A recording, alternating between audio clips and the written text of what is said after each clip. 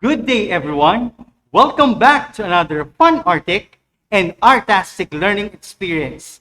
Again, this is Sir Lester from my son elementary school, your arts live streaming teacher this morning.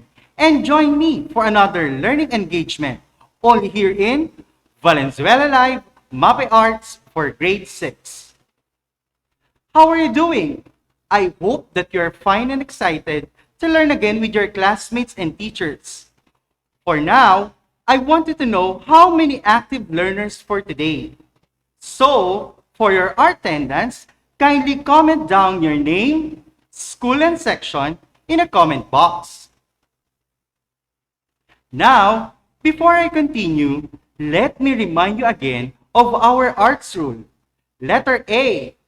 Avoid multitasking. Stay focused on the discussion for you to be able to hear every detail that I'm going to discuss. Letter R. React accordingly. Do not send stickers or comments that are not necessary to our discussion. Remember that your teacher and moderator and even other pupils are watching and reading your comments. Letter T. Take some important notes too. Letter S. Sit comfortably while watching this episode today. It is just an hour to watch live. So please, give time to learn at this moment. I hope everyone is guided by the arts rule for us to maintain order during our FB Live class. Attention! For today's discussion, we will focus on these Mapeh Art sub-skill competencies, which are two.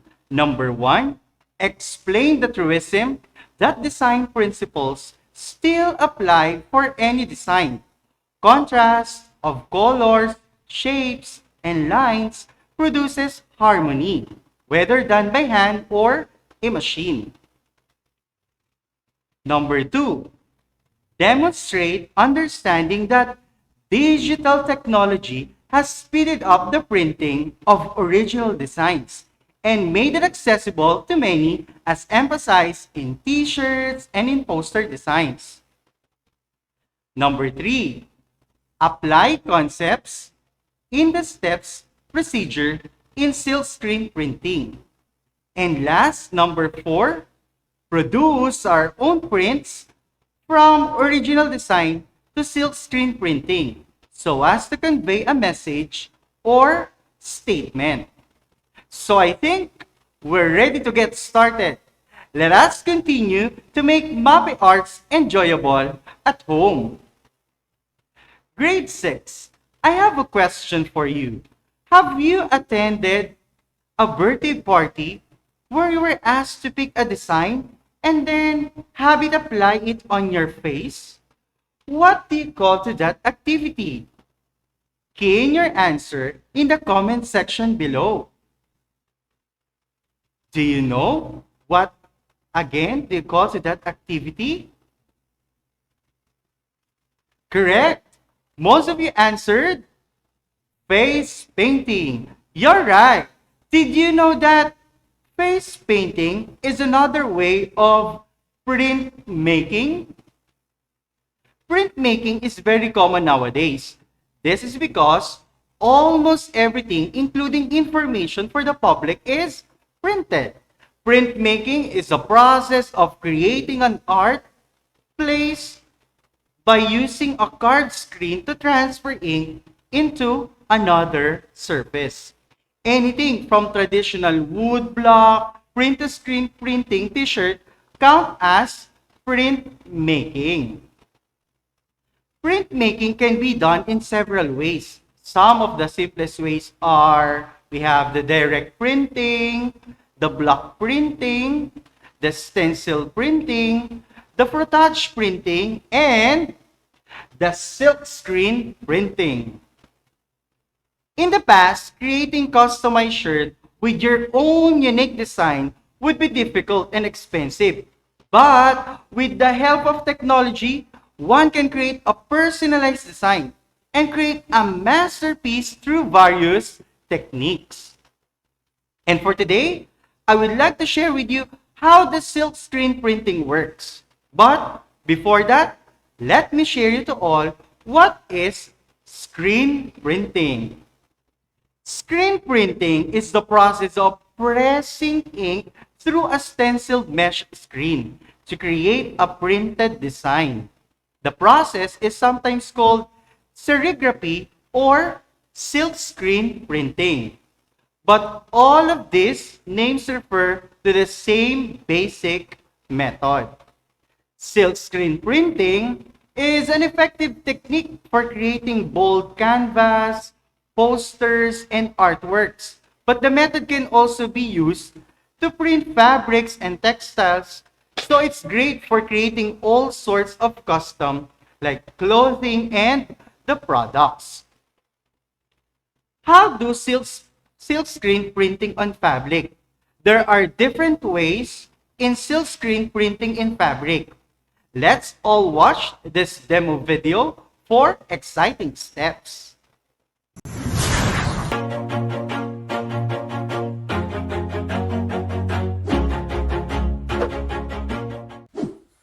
Welcome to Silkscreen making demo video. Let's begin by printing the design. You may choose any design that you want. Here are the materials in silkscreen making. First, textile paint, photo emulsion, sensitizer, hardener, squeegee, mesh screen, t-shirt, and the printed design. Before we apply photo emulsion in the screen, we need to mix the emulsion and the sensitizer.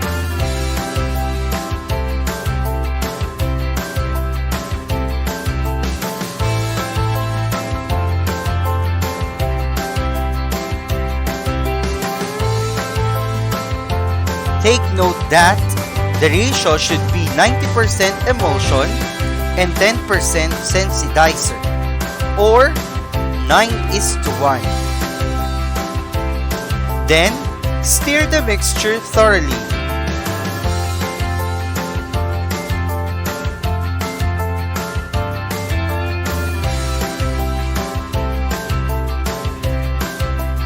We can now apply the photo emulsion on the screen using any scooper, or you may use the squeegee. You may pour substantial amount of photo emulsion using a scooper or a squeegee, then apply it on the screen.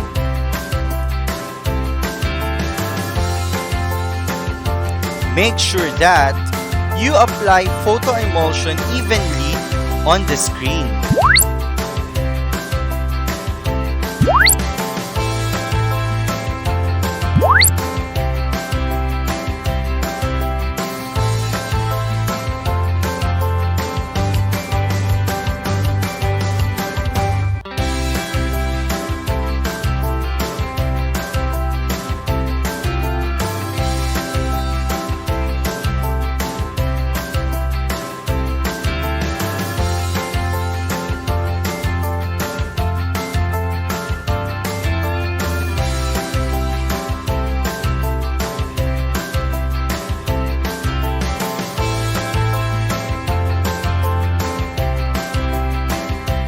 Then, let the photo emulsion dry using electric fan or a blower. After, reapply the photo emulsion for the second time on the other side.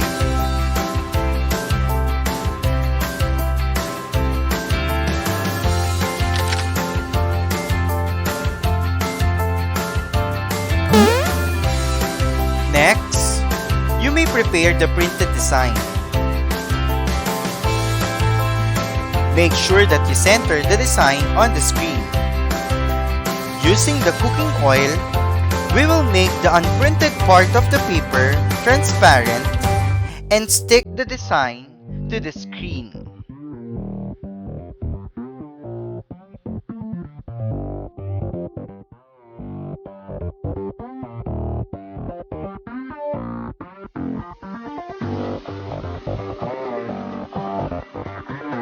We will expose the screen using the sunlight for about 11 seconds.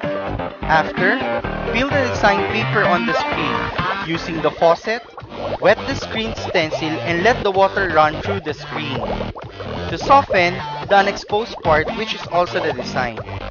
After removing the wet part of the screen, and after applying photo hardener, we may now use the stencil and prepare the t-shirt.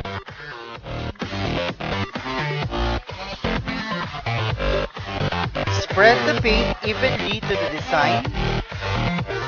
Take note, the thicker the deposit of the paint, the better quality of print. Then, you may spread the paint evenly using the squeegee.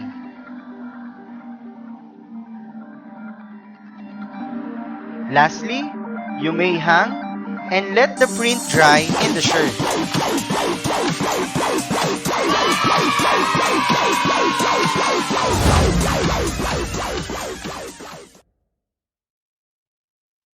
Now, can you create your own design using silkscreen printing? Can you press the like button if you can do so? Wow, thank you. But did you know that using screen printing has advantages? There are different advantages of silkscreen printing. Number one, it is a highly cost-efficient process for bulk orders because from one screen, you can design multiple outputs of t-shirts. Number two, easy to print on specified areas. Number three, huge range of printable fabrics such as wood, textiles, glass, and others. Number four, it is top quality output and it has long-lasting prints. Now, let's play a game. What's the name? Can you guess what materials we use in silkscreen printing? I will show you the picture and you will identify it by typing your answer below. I will give you 5 seconds to key in your answer. Are you ready? Great. Let's have number one. Please type your answer. Time is up. The answer is textile paint. Great. Let's proceed to number two. What is the picture?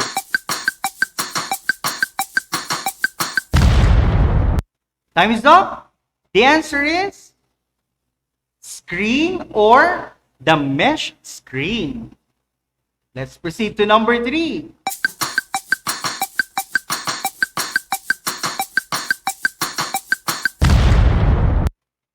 Time's up. The answer is photo emulsion. Next, number four. Make sure your spelling is correct. The answer is squeegee. It's S-Q-U-E-E-G-E-E.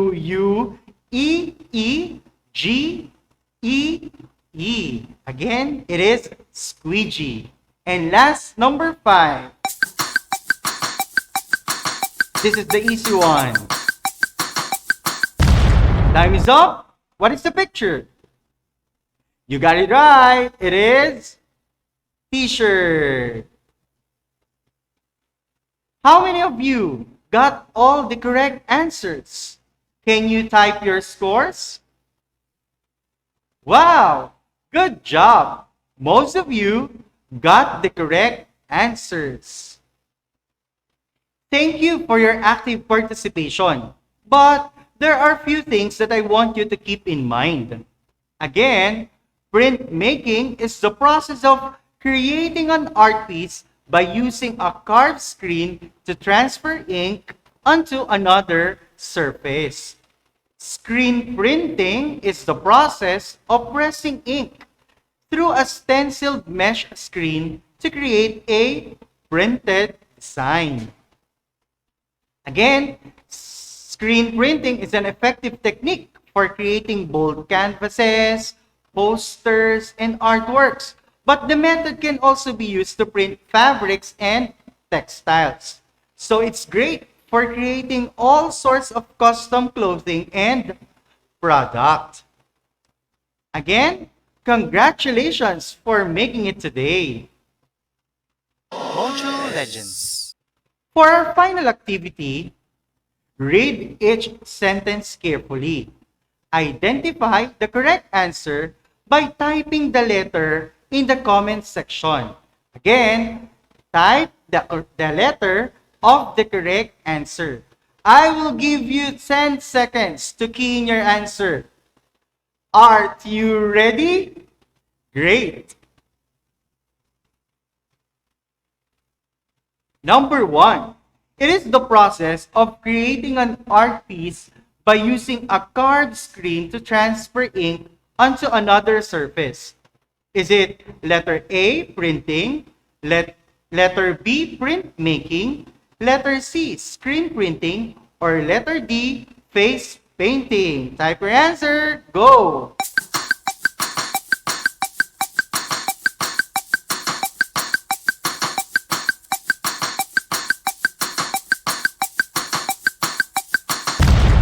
Time is up. The answer is printmaking. Now, let's proceed to number 2.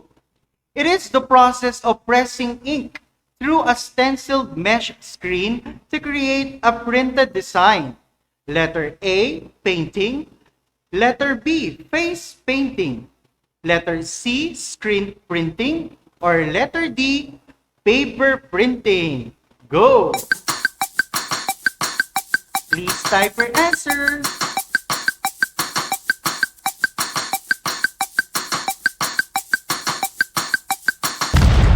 Time is up. The answer is screen printing. Number 3. In silkscreen printing, we can use this material to place our design. Letter A, stencils. Letter B, paper. Letter C, plastic. Or letter D, cardboard. Comment your answer.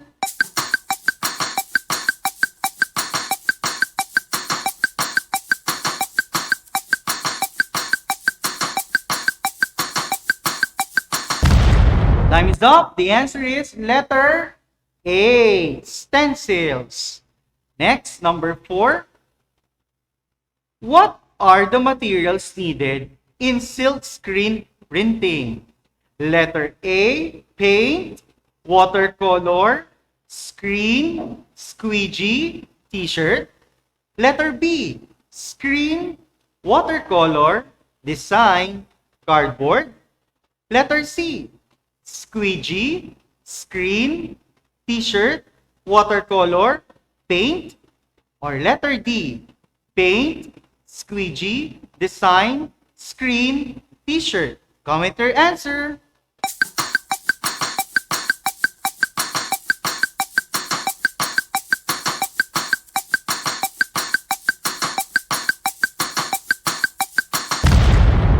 You got it right. It is letter B. Paint, squeegee, design, screen, and the t-shirt. Last, number 5. Silkscreen printing is a fun way to create a work of art in a fabric. Is it A, true, or B, false? Go!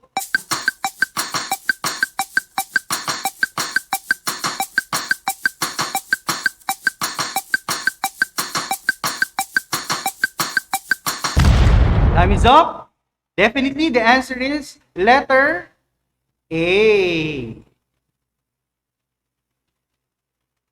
Excellent.